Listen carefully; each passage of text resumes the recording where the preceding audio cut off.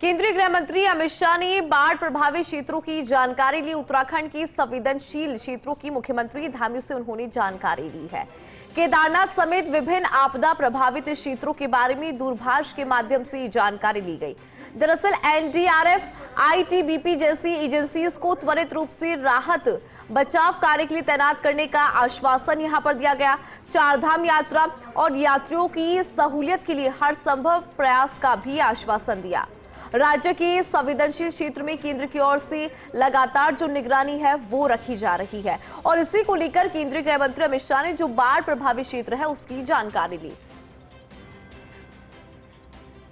चलिए ज्यादा जानकारी लेंगे, सहयोगी विनोद हमारे साथ लाइव जुड़ रही हैं। विनोद, सबसे पहले तो बाढ़ प्रभावित क्षेत्रों की बात करें तो वहां के कैसे हालात हैं और खुद अमित शाह ने उसको लेकर जानकारी भी ली है। सबसे पहले अपडेट जरा दीजिए।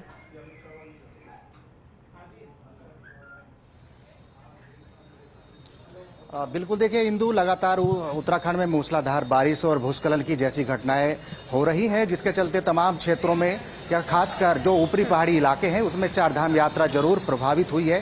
काफ़ी जगहों और कई इलाकों में नुकसान हुआ है, भूस्खलन हुए हैं।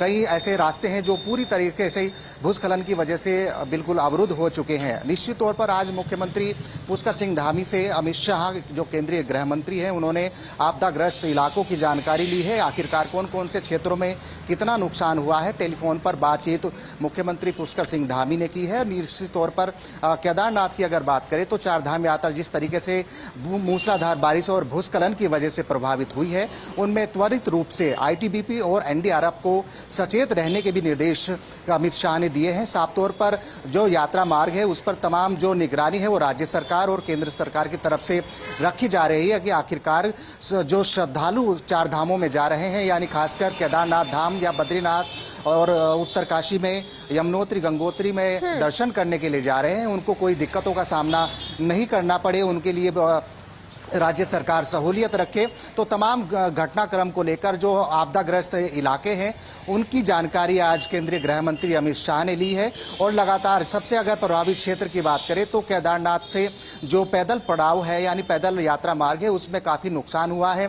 जगह जगह पर यात्री फंसे हैं, जिनको एनडीआरएफ के जवान बड़ी मुस्तैदगी से अपनी ड्यूटी निभाकर उनको निकाल रहे हैं, सुरक्षित स्थानों पर पहुंचा रहे हैं। और निश्चित तौर पर अब राज्य सरकार एक आकलन निकालेगी आखिरकार कौन कौन से क्षेत्रों में कितना नुकसान हुआ है, उसकी जानकारी भी मुख्यमंत्री पुष्कर सिंह धामी ने केंद्रीय गृह मंत्री अमित शाह को दी है। लेकिन अभी मूसलाधार बारिश का जो सिलसिला है वो ऊपरी पहाड़ी इलाकों में बना हुआ है और आने वाले दिनों में भी बारिश और अपना भयंकर रूप ले सकती है। तो ये जरूर माना जाए इंदु की ऊपरी पहाड़ी इलाकों से लेकर मैदानी क्षेत्रों तक अभी बारिश और भूस्खलन जैसी घटनाओं का देखने को जरूर मिल रही है। जी विनोद, सबसे ज्यादा प्रभावित क्षेत्र कौन सा है और यहाँ पे आपने यात्रियों का जिक्र किया तो उनको लेकर भी अपडेट लेना चाहेंगे कि कितने यात्री अभी भी फंसे हुए हैं और कौन कौन सी एजेंसीज है एनडीआरएफ और आईटीबीपी के अलावा जिनको अलर्ट पर रहने की बात यहाँ पर कही गई है।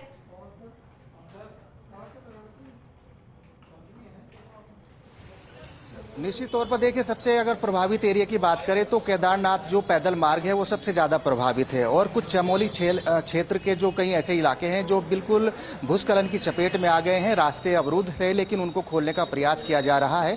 और जो श्रद्धालु केदारनाथ पैदल मार्ग में भारी भूस्खलन और बारिश के कारण फंसे हुए थे उनको एनडीआरएफ और आईटीबीपी के साथ साथ जो एसडीआरएफ है, स्थानीय पुलिस बल है, तमाम एजेंसी जो सुरक्षा की दृष्टि से उनको सावधानी बरतने और सुरक्षित स्थानों पर पहुंचा रहे हैं। और खास तौर पर जो सबसे अगर प्रभावित क्षेत्र है, जैसे हमने पहले जिक्र किया, जो गौरीकुंड यानी गौरीकुंड से केदारनाथ का जो पैदल मार्ग है वो सबसे ज्यादा प्रभावित है, जिसको देखते हुए एनडीआरएफ के जवान अलग अलग क्षेत्रों में तैनात है, एसडीआरएफ के जवान तैनात है, खासतौर पर आईटीबीपी के जवानों को भी वहां पर तैनात किया गया है। लेकिन इतना जरूर है कि जैसे लगातार बारिश हो रही है, भूस्खलन की घटनाएं हो रही हैं, उसको देखते हुए राज्य सरकार ने पूरी तरीके से आपदाग्रस्त इलाकों में अलर्ट जारी किया है। और साफ तौर पर सभी जो सुरक्षा कारणों से जो तमाम एजेंसी हैं जिसमें एनडीआरएफ है, आईटीबीपी है और एसडीआरएफ है, साथ साथ जो स्थानीय पुलिस बल है, उनको सतर्क और सावधानी बरतने के निर्देश यहाँ राज्य सरकार के माध्यम से दिए गए हैं। इंदु, ठीक है विनोद, बहुत शुक्रिया पूरा अपडेट देने के लिए कि किस तरह से यहाँ पर बातचीत की है और उसके बाद जिस तरह के हालात सहयोगी ने भी जानकारी दी।